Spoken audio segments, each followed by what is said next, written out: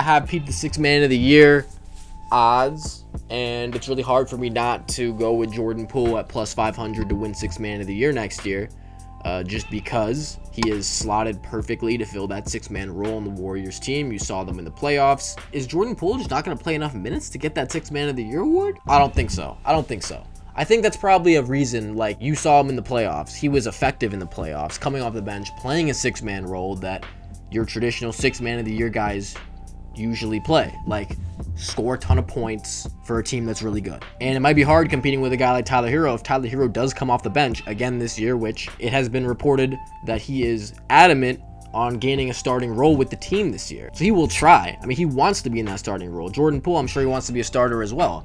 But Tyler Hero, if he is going to come off the bench, again, he will play a lot of minutes. He probably will play more minutes than Jordan Poole will, just because Max Strus is the guy starting over him, not Klay Thompson. I mean, that's pretty much it.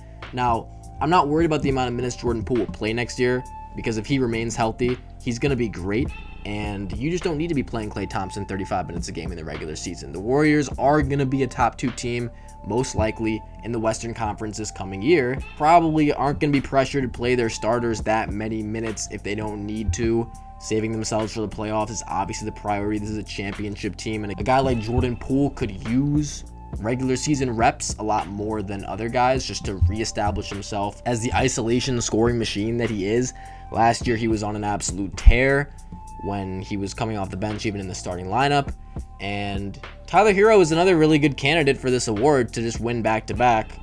But I would pick Jordan Poole because I think he's better, first and foremost. I also think that if both these guys have great seasons coming off the bench, that voters would be more likely to give Jordan Poole the award just because of the fact that Hero won it last year. It's only fair. Now, I could see Tyler Hero being fueled for a redemption season after how last year ended with the injury. I think his reputation is maybe not necessarily where he would like it to be as a basketball player, like the fact that he's still coming off the bench. I mean, if he's coming off the bench, he's going to be motivated to change that by any means necessary. Malcolm Brogdon, I think, is the third most likely, and he's like plus 1,300 or something like that.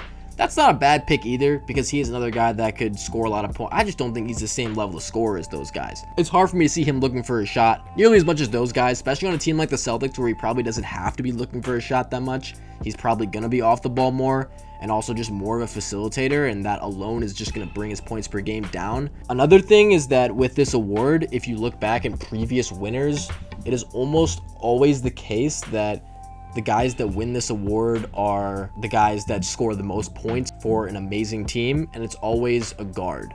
So keep that in mind. That's why Poole and Hero and Brogdon are all the top candidates for this. I would just lean towards Poole and Hero because I think they have easily the highest potential to just fill that points per game spot more than anybody else, for sure. Poole and Hero could both take another step. Jordan Poole, I'm a huge believer in, just because you saw the leap he took last year. I only expect him to get better. I only expect him to keep putting the world on notice to what he can do. I mean, he's an absolutely demoralizing cover in a one-on-one, and especially when he's playing alongside a guy like Steph, he will have it easier, and the second defender will be guarding him instead of the first, and that's going to help him a lot, once again. So, Jordan Poole, plus 500 for sixth man of the year, I think is a great pick. I think I'm definitely going to get on this one as well. Let me know what you guys think.